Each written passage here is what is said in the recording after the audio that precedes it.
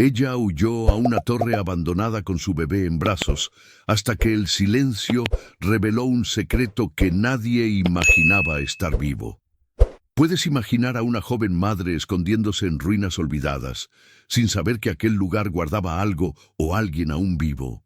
Parece imposible, pero esta historia ocurrió en el interior de México colonial.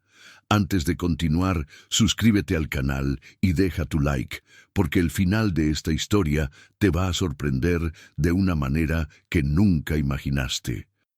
Lo que esta madre descubrió en aquella torre cambió todo. Y cuéntame aquí en los comentarios, ¿desde qué ciudad estás viendo esta historia? Me encantará saber hasta dónde están llegando estas historias emocionantes. La noche caía pesada sobre las tierras del interior de Puebla, en aquel año de 1847. El cielo estaba cargado de nubes oscuras que prometían tormenta y el viento frío cortaba la piel como navaja. Era una de esas noches en que hasta los animales se recogían, sintiendo en el aire que algo malo estaba por venir. Y para María Antonia, algo malo ya había llegado hacía tiempo. María tenía apenas 24 años, pero su rostro marcado por el sufrimiento reciente hacía parecer que cargaba el peso de décadas. Sus ojos café, antes brillantes y llenos de sueños, ahora reflejaban apenas miedo y desesperación. En los brazos, envuelto en trapos viejos y remendados, estaba Tomás, su hijo de apenas 3 meses, que lloraba bajito, sintiendo la angustia de su madre, incluso sin entender lo que estaba sucediendo. Ella corría por el monte cerrado, tropezando en raíces, arañándose los brazos en las ramas secas, pero sin parar. Cada sonido del bosque la asustaba, cada movimiento en las sombras la hacía apretar al bebé contra el pecho con más fuerza. María sabía que no podía parar, no podía descansar. Vicente estaba detrás de ella y si él la encontraba, su destino sería peor que la muerte. Apenas 2 meses antes, la vida de María era completamente diferente. Ella estaba casada con Antonio, un hombre trabajador y honesto que administraba una pequeña parte de las tierras de café de la familia. No eran ricos, pero tenían lo suficiente, una casa simple, comida en la mesa y el amor que los unía. Cuando María descubrió que estaba esperando un hijo, la felicidad de la pareja fue completa. Antonio trabajaba aún más, haciendo planes para el futuro, soñando con el día en que pudiera enseñar a su hijo a cabalgar, a cuidar de la tierra, a ser un hombre de bien. Pero el destino es cruel e impredecible. Una tarde, Antonio estaba supervisando el corte de un árbol grande que amenazaba caer sobre el tendedero de café. El hacha golpeaba certero en el tronco grueso y los hombres trabajaban con cuidado, pero algo salió mal. El árbol comenzó a caer hacia el lado equivocado y Antonio, intentando alertar a los trabajadores, no se dio cuenta de que estaba justo en el camino. El tronco inmenso lo golpeó de lleno. Murió al instante, sin tiempo ni para gritar, sin tiempo para despedirse de la esposa que esperaba a su hijo. María sintió como si el mundo se hubiera derrumbado sobre ella. Embarazada de 7 meses, viuda, sin familia cercana, se vio completamente perdida. El funeral fue simple, como eran todos los funerales de gente pobre en aquella época. Pocas personas comparecieron y entre ellas estaba Vicente, el hermano menor de Antonio. Vicente siempre fue diferente a su hermano. Donde Antonio era trabajador y honesto, Vicente era perezoso y aprovechador. Donde Antonio trataba a María con respeto y cariño, Vicente la miraba con un brillo en los ojos que la dejaba incómoda. Incluso cuando Antonio estaba vivo, María sentía su mirada sobre ella pesada, llena de intenciones que ella prefería no imaginar. En el día del funeral, Vicente se aproximó a María con una sonrisa que no combinaba con la ocasión. Sostuvo el brazo de ella con más fuerza de lo que sería apropiado y dijo bajito para que solo ella oyera: No te preocupes, cuñadita. Yo voy a cuidar de ti ahora. Una mujer sola no puede quedarse sin protección, aún más esperando criatura. María sintió un escalofrío recorrer la espina. Había algo en la voz de él, en la forma como dijo aquello, que sonó más como amenaza que como oferta de ayuda. Pero en aquel momento, embarazada, sin recursos, no tenía cómo reaccionar. Solo agradeció con un movimiento de cabeza y se alejó lo más rápido que pudo. Los días que siguieron fueron terribles. María descubrió, a través del abogado que cuidaba de los papeles de la familia, que la pequeña propiedad donde vivía con Antonio estaba hipotecada. El marido había hecho un préstamo para comprar semillas y herramientas, contando que la cosecha siguiente pagaría todo. Pero con su muerte, la deuda quedó y María no tenía cómo pagarla. Lo peor es que el acreedor era justamente Vicente, que había prestado el dinero a su hermano con intereses absurdos. Vicente no perdió tiempo. 2 semanas después del funeral, apareció en la casa de María con una propuesta. Estaba acompañado de 2 hombres grandes y armados que se quedaron afuera, pero cuya presencia era un recado claro. «María», él dijo, sentándose a la mesa sin ser invitado, «sabes que no puedes quedarte aquí, la deuda es grande y esta tierra ahora es mía, pero soy un hombre generoso y éramos familia. Tengo una solución que resuelve todo». María, con la panza ya grande, estaba de pie, apoyada en el marco de la puerta, los brazos cruzados sobre el vientre. «¿Qué solución, Vicente?» «Cásate conmigo», él dijo, como si estuviera ofreciendo un regalo. «Así quedas protegida. La criatura tendrá un padre y las tierras permanecen en la familia. Es perfecto». María sintió náusea. «Tu hermano acaba de morir, Vicente. Antonio apenas se enfrió en la tumba. Y ya vienes con esta propuesta indecente. Nunca me voy a casar contigo». La sonrisa de Vicente desapareció. Se levantó despacio, peligrosamente calmado. «Entonces, ¿vas a ir a dónde, María? ¿Vas a parir en la calle? ¿Sin dinero, sin casa, sin nadie? Piénsalo bien. Tienes una semana para decidir. Después de eso, voy a tomar estas tierras de cualquier manera y vas a ver qué difícil es la vida de una mujer sola con un bastardo en brazos». Salió sin mirar atrás, y María se desplomó en la silla temblando. Sabía que Vicente no estaba fanfarroneando. Conocía historias de mujeres que quedaban solas y terminaban en la miseria, o peor, forzadas a aceptar situaciones humillantes para sobrevivir. Pero la idea de casarse con aquel hombre, de tener que compartir la cama con él, de tener que fingir que sentía algo además de repulsión, era más de lo que conseguía soportar.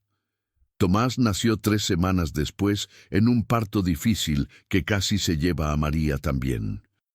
La partera de la villa, una vieja experimentada llamada Josefa, consiguió salvar a madre e hijo, pero alertó a María de que necesitaba tiempo para recuperarse.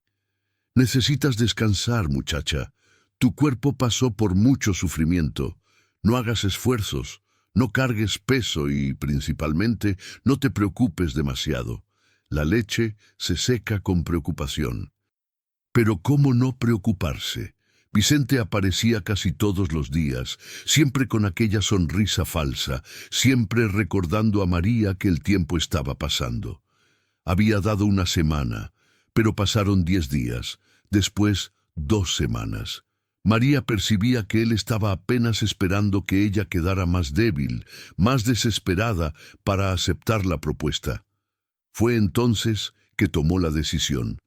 No iba a casarse con Vicente. No iba a entregar su vida y la de su hijo a aquel hombre. Necesitaba huir, ir lejos, empezar de nuevo en algún lugar donde él no pudiera encontrarla. ¿Pero a dónde ir? No tenía dinero para la diligencia. No conocía a nadie en otras ciudades. Entonces recordó algo que Antonio había mencionado una vez. En las conversaciones nocturnas, Cuando estaban acostados en la hamaca en el porche, Antonio contaba historias sobre la región. Hablaba sobre una torre antigua en lo alto de un cerro, a algunas leguas de allí. Era un puesto de vigilancia de los tiempos coloniales, construido por los españoles para vigilar el camino de la plata que venía de Zacatecas. La torre había sido abandonada hacía décadas y nadie iba más allá. Antonio dijo que ya había pasado cerca una vez cuando era niño y que el lugar daba miedo, todo cubierto de monte, con las piedras cayéndose. Las personas de la región decían que estaba embrujado. María no creía en embrujos, pero creía que un lugar abandonado y temido sería perfecto para esconderse, al menos hasta decidir qué hacer. Podría quedarse allí algunos días, recuperar las fuerzas, amamantar a Tomás en paz y después seguir viaje hacia alguna ciudad mayor, tal vez Ciudad de México, donde podría trabajar como costurera o en alguna casa de familia. En la noche escogida para la fuga, María juntó lo poco que tenía, algunas ropas, una cobija vieja, un cuchillo de cocina, una cantimplora con agua y algunos pedazos de pan duro que había guardado. Envolvió a Tomás en los trapos, amarró el bulto en la espalda y salió por la puerta trasera, dejando atrás todo lo que había sido su vida. La caminata por el monte era una pesadilla. María nunca había andado sola por el bosque de noche. Los sonidos eran aterradores, grillos cantando alto, lechuzas ululando, ramas quebrándose con el viento. Tropezaba constantemente y cada caída hacía llorar a Tomás, lo que aumentaba su desesperación, porque el llanto podía delatarla si alguien estuviera buscando. La lluvia comenzó de repente, fuerte y helada. En minutos, María estaba empapada y el bebé también.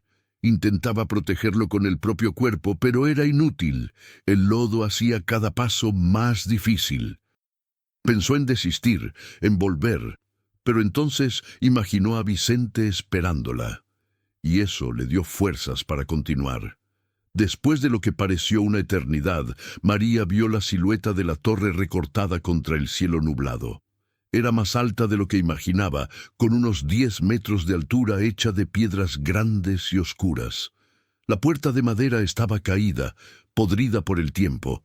María entró e inmediatamente sintió un alivio por estar protegida de la lluvia, aunque fuera solo un poco. El interior de la torre olía a moho y tierra mojada. Había monte creciendo entre las piedras, y el suelo estaba cubierto de hojas secas y excremento de animales. Pero en el rincón había un espacio más limpio, y María se instaló allí, sentándose en el suelo con la espalda contra la pared fría. Sacó a Tomás de los trapos mojados, lo secó como pudo con la parte aún seca de su falda y lo puso a mamar. El bebé succionaba con fuerza y María sintió una punzada de alivio. Al menos la leche todavía estaba bajando. Aquella primera noche fue terrible. María no consiguió dormir con miedo de los ruidos, de la oscuridad, de la situación en que se encontraba. Cuando amaneció, pudo ver mejor el lugar. La torre tenía 3 pisos con escaleras de piedra que subían en espiral.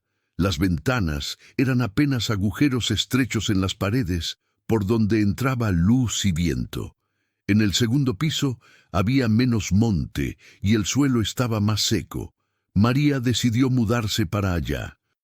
Los días siguientes fueron de pura supervivencia. María encontró un pequeño arroyo cerca de la torre donde podía buscar agua.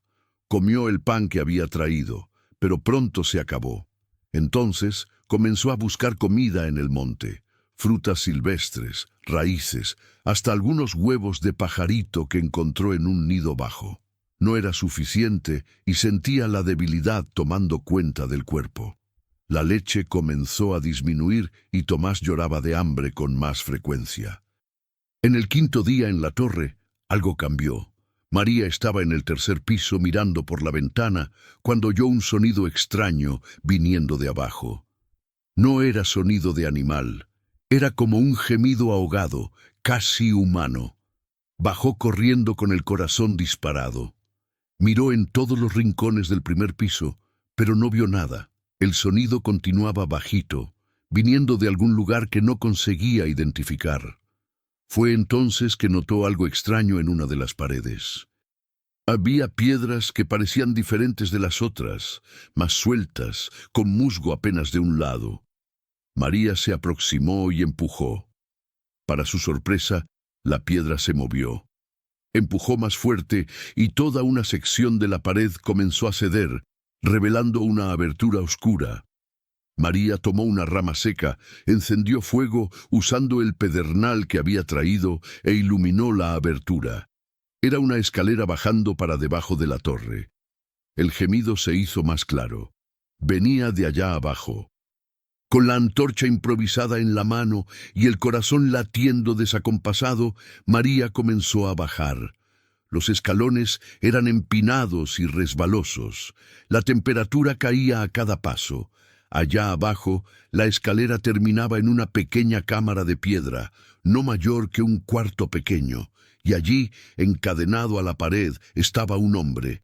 María soltó un grito y casi dejó caer la antorcha. El hombre levantó el rostro y ella pudo ver que estaba vivo, pero apenas eso. Estaba delgado al punto de parecer un esqueleto cubierto de piel. La barba y el cabello eran largos y enmarañados.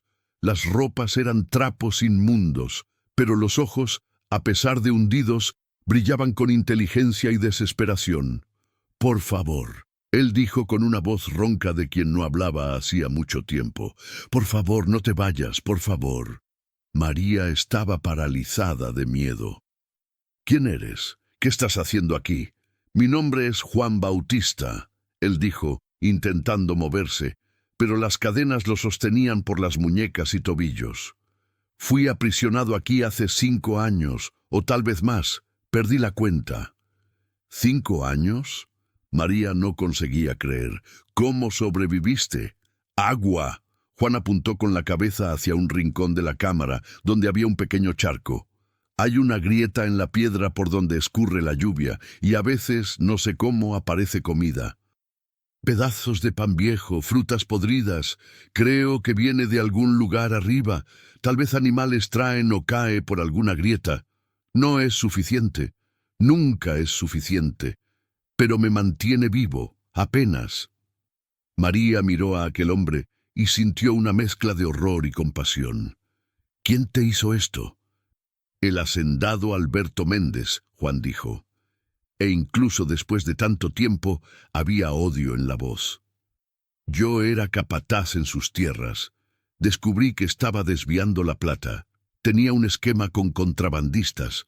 La plata que debería ir para la corona se quedaba con él.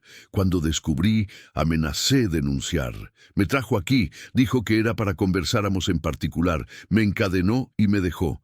Dijo que me pudriría aquí hasta revelar dónde escondía las pruebas. Pero nunca revelé, y él murió. Hace 3 años que nadie más viene. Murió y me dejó aquí». María sintió rabia. «¡Qué hombre monstruoso!» «Señora», Juan dijo, y había súplica en su voz, «le imploro, libéreme. No le voy a hacer mal. Solo quiero salir de aquí. Solo quiero ver el sol de nuevo antes de morir». María miró a aquel hombre y pensó en su propia situación. Ella también estaba presa, no por cadenas de hierro, sino por circunstancias. También estaba huyendo, intentando sobrevivir. Había algo en la historia de Juan que resonaba con su propia lucha. «No sé si puedo confiar en ti», ella dijo honesta. «No sé si estás diciendo la verdad, pero también sé cómo es estar presa sin salida. Voy a pensar en qué hacer». «Por favor», Juan dijo, «entiendo tu duda, pero mírame. Estoy demasiado débil para ser una amenaza. No consigo ni quedarme de pie. Solo quiero una oportunidad de vivir». María subió de vuelta al segundo piso, la mente girando. Había encontrado a un hombre encadenado, una historia de plata robada, un secreto que estaba enterrado allí hacía años. ¿Qué debería hacer? ¿Liberar a un extraño que podría ser peligroso o dejarlo morir y cargar ese peso en la conciencia? Miró a Tomás, durmiendo tranquilo en sus brazos, ajeno a todo el drama, y tomó una decisión. Si había aprendido algo con la muerte de Antonio y la persecución de Vicente, era que la vida podía ser terriblemente injusta. Pero eso no significaba que ella necesitaba ser injusta también. Si había una oportunidad, incluso pequeña, de que la historia de Juan fuera verdadera, no podía dejarlo morir allí. Al día siguiente, María bajó nuevamente a la cámara, esta vez llevando agua y algunas frutas que había recolectado. Juan bebió con avidez y lágrimas escurrieron por su rostro cuando María ofreció la comida. «Voy a ayudarte», ella dijo, «pero necesito tiempo. Las cadenas son gruesas. Necesito encontrar algo para romperlas». «¿Hay herramientas?», Juan dijo, animado por primera vez. En el tercer piso de la torre, cuando era puesto de vigilancia, los soldados guardaban herramientas allá. «Busca en un baúl de madera, si todavía está». María subió al tercer piso y buscó. Tardó horas, pero finalmente encontró, enterrado bajo escombros, un baúl viejo y roto. Dentro había herramientas oxidadas, un martillo pequeño, un cincel, clavos antiguos. Tomó el martillo y el cincel y volvió a donde estaba Juan. El trabajo fue agotador. María golpeó las cadenas por horas, parando apenas para amamantar a Tomás y descansar los brazos doloridos. Juan la orientaba, diciendo dónde golpear, en qué ángulo. Finalmente, después de casi 2 días de trabajo, una de las cadenas de las muñecas se rompió. Juan soltó un grito de alivio y ayudó como pudo a romper las otras. Cuando finalmente quedó libre, se desplomó en el suelo, llorando. Intentó levantarse, pero las piernas no lo sostenían. 5 años encadenado habían destruido sus músculos. María lo ayudó a subir la escalera, un escalón a la vez, hasta el segundo piso, donde había más luz y aire. Durante los días siguientes, Juan fue recuperándose poco a poco. María cazaba pequeños animales con trampas improvisadas, pescaba peces en el arroyo usando una lanza hecha de palo afilado. Dividía todo con Juan. Él comía despacio, porque el estómago no aguantaba mucha comida de una vez después de tanto tiempo de privación. Y mientras él recuperaba las fuerzas, conversaban. Juan contó su historia completa. Era de una familia pobre de Guanajuato. Había trabajado duro toda la vida. Había sido honesto, cumplidor de sus deberes. Cuando descubrió el esquema de la plata, pensó estar haciendo lo correcto al querer denunciar. No imaginaba que pagaría con 5 años de prisión en un agujero oscuro. María contó su propia historia, la muerte de Antonio, la persecución de Vicente, la fuga desesperada. Juan escuchaba con atención y había comprensión en sus ojos. «Entonces estamos los dos huyendo», él dijo una noche, mientras miraban por las ventanas de la torre hacia las estrellas. «Tú de un hombre que quiere forzarte a casar, yo de cadenas que me aprisionaron por años. Creo que el destino nos juntó aquí por algún motivo». «¿Crees en el destino?», María preguntó. «Después de sobrevivir 5 años encadenado en un agujero, creo que algo nos mantiene vivos cuando deberíamos estar muertos. Llámalo como quieras, destino, Dios, suerte. Algo nos da una segunda oportunidad». Pasaron 2 semanas. Juan ya conseguía caminar, aunque todavía débil. Y fue entonces que reveló algo que había guardado.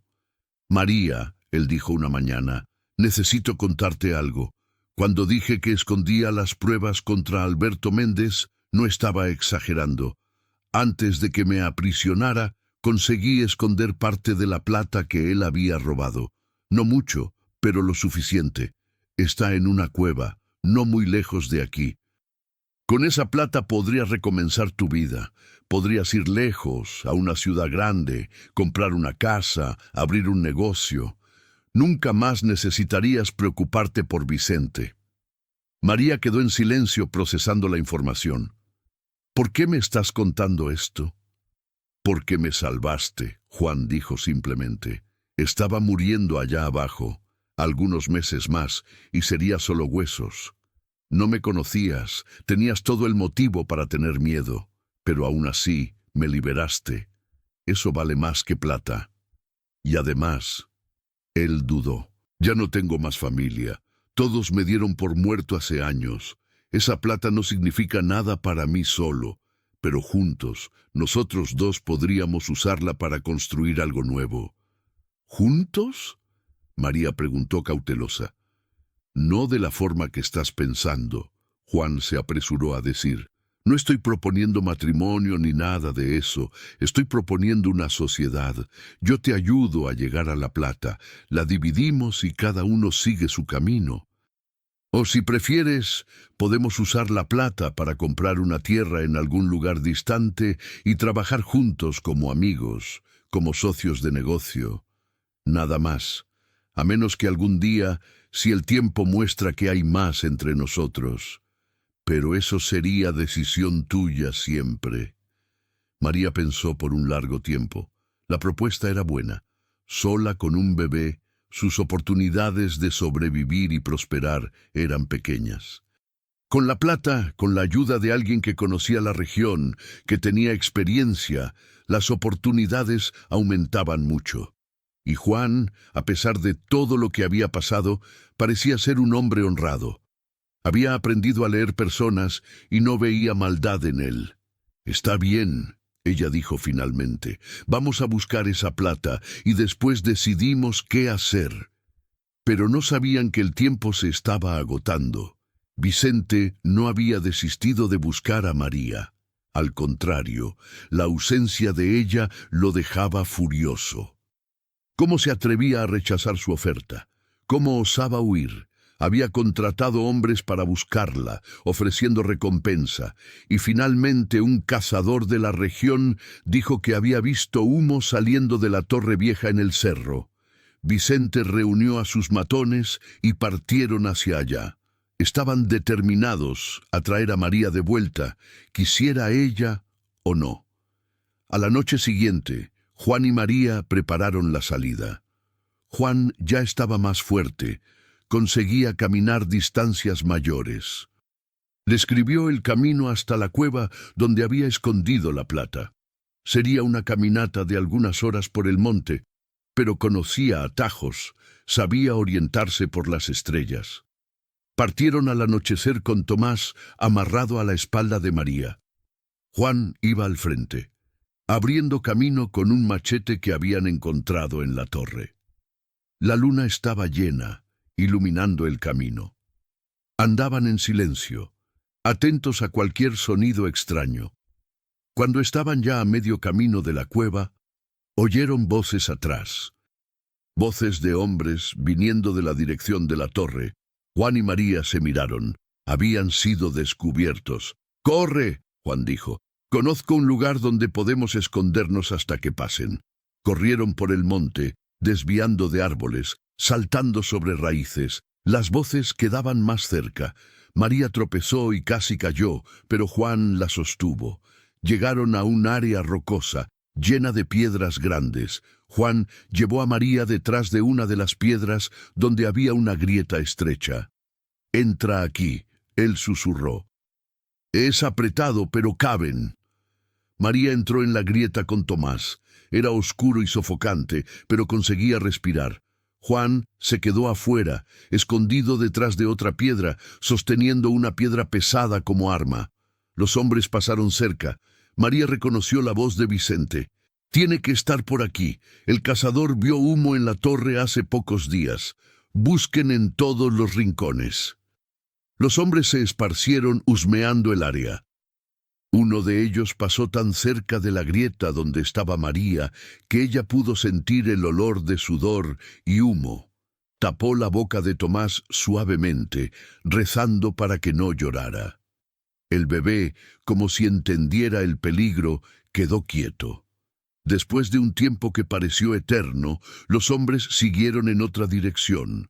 Juan esperó hasta tener certeza de que estaban lejos. Entonces Ayudó a María a salir de la grieta. «Van a volver», María dijo temblando. «Vicente no va a desistir». «Entonces necesitamos ser más rápidos», Juan dijo. «La cueva no es lejos. Si conseguimos tomar la plata esta noche, podemos estar lejos de aquí antes del amanecer». Siguieron viaje, ahora más rápido, más desesperados. Media hora después llegaron a la cueva. Era una abertura pequeña en la ladera de un cerro, escondida por arbustos. Juan apartó la vegetación y entró con María justo detrás. Dentro, la cueva era mayor de lo que parecía por fuera. Juan fue directo a un rincón donde había piedras apiladas. Comenzó a removerlas y pronto reveló un agujero en el suelo. Allá dentro había un saco de cuero viejo. Juan lo tiró para afuera y abrió. Incluso en la poca luz, María podía ver el brillo. Monedas de plata, barras pequeñas, algunas joyas. Era mucho, más de lo que había imaginado. «Es suficiente para comprar tierras buenas», Juan dijo, «y todavía sobra para vivir confortable por años». Pero en ese momento oyeron voces en la entrada de la cueva. Vicente había encontrado. «¡Salgan de ahí!». La voz de Vicente resonó en la cueva. «Sé que están ahí dentro, María. Sal ahora y trae lo que sea que estés escondiendo ahí». Juan miró a María. «Hay otra salida», él susurró. «En el fondo de la cueva. Es estrecha, pero da para pasar. Toma la plata y vete. Yo voy a distraerlos». «No», María dijo. «Vamos juntos. Si vamos juntos, nos van a atrapar. Alguien necesita ganar tiempo. Y yo te debo esto. Me diste mi libertad de vuelta. Ahora es mi turno de darte la tuya». Antes de que María pudiera protestar, Juan tomó una antorcha que había en la cueva, la encendió con el pedernal y caminó en dirección a la entrada. Vicente estaba allá con 4 hombres armados. Cuando vieron a Juan, quedaron confundidos. «¿Quién eres tú?», Vicente preguntó. «Soy alguien que no va a dejar que lleves a aquella mujer», Juan dijo firme. Vicente rió. «Estás loco. Mírate. Pareces un mendigo. Sal del camino antes de que mande a mis hombres matarte». «Esta cueva», Juan dijo, «está llena de pólvora vieja de los tiempos en que usaban para explotar piedras en la minería. Si lanzo esta antorcha allá dentro, todos vamos por los aires». Era mentira, pero Vicente no lo sabía. Dudó. Mientras tanto, en el fondo de la cueva, María encontró el pasaje que Juan había mencionado. Era realmente estrecho y tuvo que arrastrarse, empujando el saco de plata al frente con Tomás, amarrado en continuar la espalda. El pasaje parecía no tener fin y casi entró en pánico, sintiendo las paredes de piedra apretando de los lados. Pero entonces vio luz, una pequeña abertura. Empujó con toda la fuerza y salió del otro lado, en un área del monte que no conocía. De vuelta a la cueva, la situación empeoraba. Vicente, percibiendo que estaba siendo engañado, ordenó a los hombres que atacaran. Juan luchó como pudo, usando la antorcha como arma, pero eran muchos. Recibió un golpe fuerte en la cabeza y cayó. Vicente entró en la cueva, buscando a María, encontró el pasaje. Huyó por aquí. Vayan tras ella. Pero en ese momento, la antorcha que Juan había dejado caer encendió algunas hojas secas que había en el suelo de la cueva. El fuego se esparció rápidamente, alimentado por la vegetación seca que bloqueaba la entrada. Vicente intentó salir, pero el humo era denso. Él y sus hombres tosían, tropezaban. Juan, todavía mareado del golpe, vio el fuego esparciéndose. Usando las últimas fuerzas, se arrastró hacia el pasaje estrecho por donde María había salido.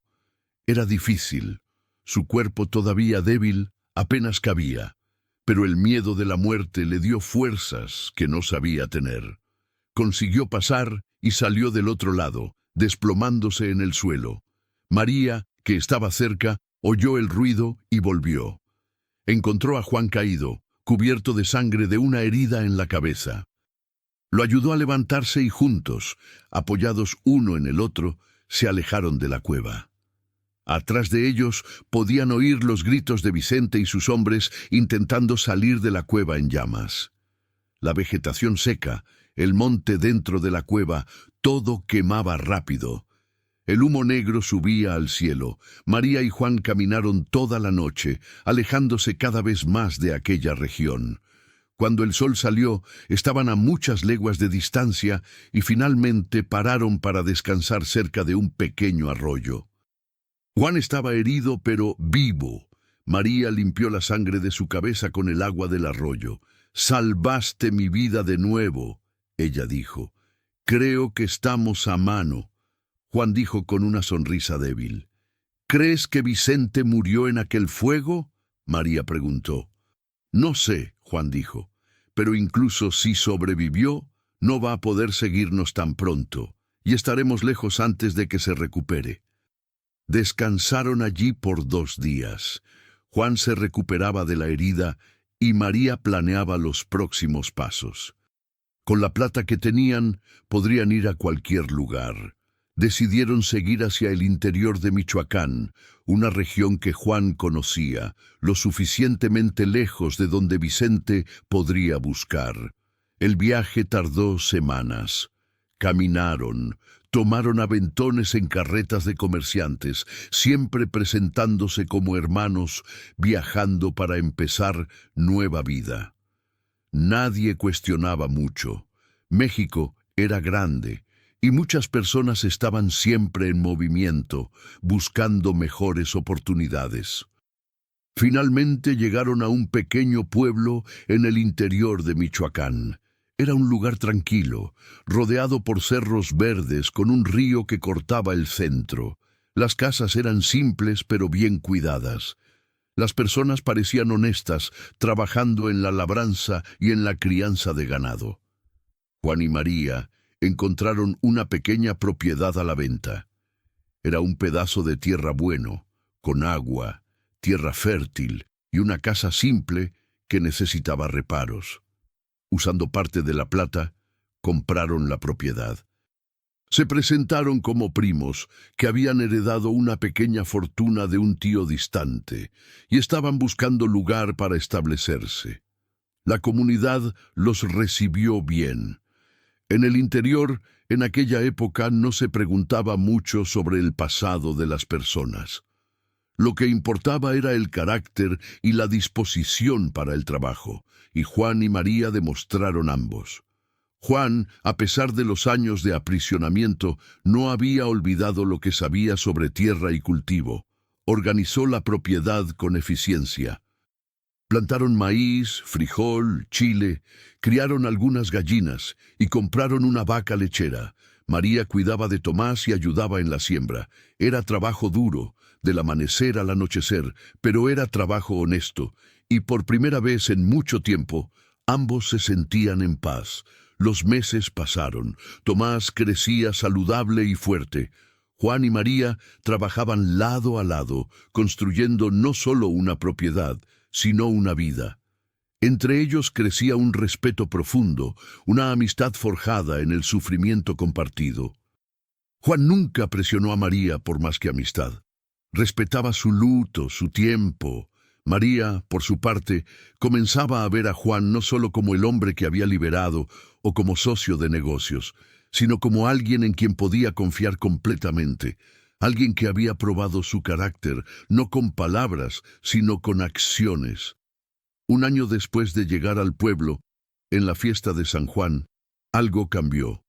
Era una noche alegre, con fogata, comidas típicas, danzas. Todo el pueblo estaba reunido. Juan y María estaban sentados cerca de la fogata, observando a Tomás jugar con otros niños.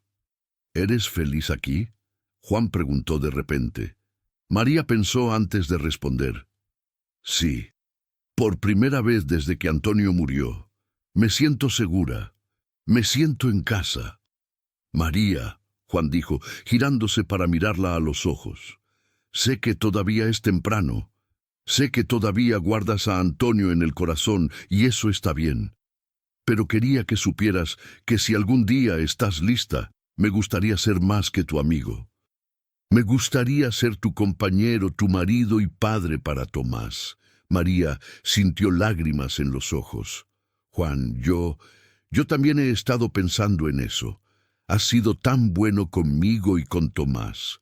Antonio siempre va a tener un lugar en mi corazón, pero aprendí que el corazón es grande, tiene espacio para más de un amor, y creo que estoy lista para recomenzar contigo. Allí, aquella noche de San Juan, delante de todo el pueblo, Juan pidió a María en matrimonio. Ella aceptó. 3 meses después, se casaron en la pequeña capilla del pueblo con Tomás ya caminando, sonriendo para todos. La vida continuó, ahora como familia de verdad. Tuvieron 2 hijos más, Miguel y Ana. La propiedad prosperó. Juan se volvió respetado en la comunidad por su honestidad y conocimiento. María era conocida por su bondad, siempre ayudando a vecinos que necesitaban. Tomás creció oyendo la historia de cómo su madre huyó en la noche de tormenta, de cómo encontró a un hombre encadenado en una torre, de cómo enfrentaron peligros juntos. Para él no era solo una historia, era un recordatorio de que coraje y compasión pueden cambiar destinos. A veces, en noches frías, cuando la familia se reunía alrededor de la fogata, María y Juan contaban sobre la torre abandonada, sobre el silencio que guardaba un secreto vivo, sobre cómo 2 extraños desesperados se convirtieron en una familia. ¿Qué crees que pasó con Vicente?, María preguntó una de esas noches. No sé, Juan respondió. Y honestamente, no importa. Se quedó en el pasado. Lo que importa es lo que construimos aquí juntos. Y era verdad. El pasado, con todos sus dolores y peligros, había quedado atrás. La torre abandonada, la persecución, las cadenas, el fuego en la cueva.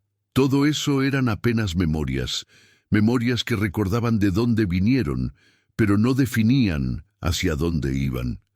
María miraba a sus hijos, al marido, a la vida que habían construido y sabía que había hecho la elección correcta aquella noche lluviosa. La elección de liberar a Juan no fue apenas un acto de compasión. Fue el primer paso de una jornada que la llevó a una nueva familia, a un nuevo amor, a una nueva vida. Y Juan, mirando al cielo estrellado por la ventana, agradecía todos los días por aquella mujer valiente que oyó sus gritos ahogados, que vio su humanidad donde otros verían apenas un extraño peligroso, que le dio no solo libertad, sino una razón para vivir. El silencio de la torre había guardado más que un secreto. Había guardado una segunda oportunidad para 2 corazones que necesitaban curarse. Había guardado la semilla de una familia que crecería fuerte, construida sobre cimientos de coraje, confianza y amor verdadero. Y así termina la historia de María y Juan. 2 vidas que el destino cruzó en el lugar más improbable. Una torre abandonada guardaba no solo silencio, sino un hombre vivo, esperando por alguien que tuviera coraje de oírlo. ¿Y tú? ¿Qué habrías hecho en el lugar de María? ¿Habrías liberado a un extraño encadenado? Cuéntame aquí en los comentarios. Quiero saber tu opinión. Si esta historia te emocionó, suscríbete al canal. Activa la campanita para no perderte ninguna historia increíble y ya deja tu like. Ahora haz clic en el video que está apareciendo en la pantalla. Otra historia sorprendente te está esperando. Hasta la próxima.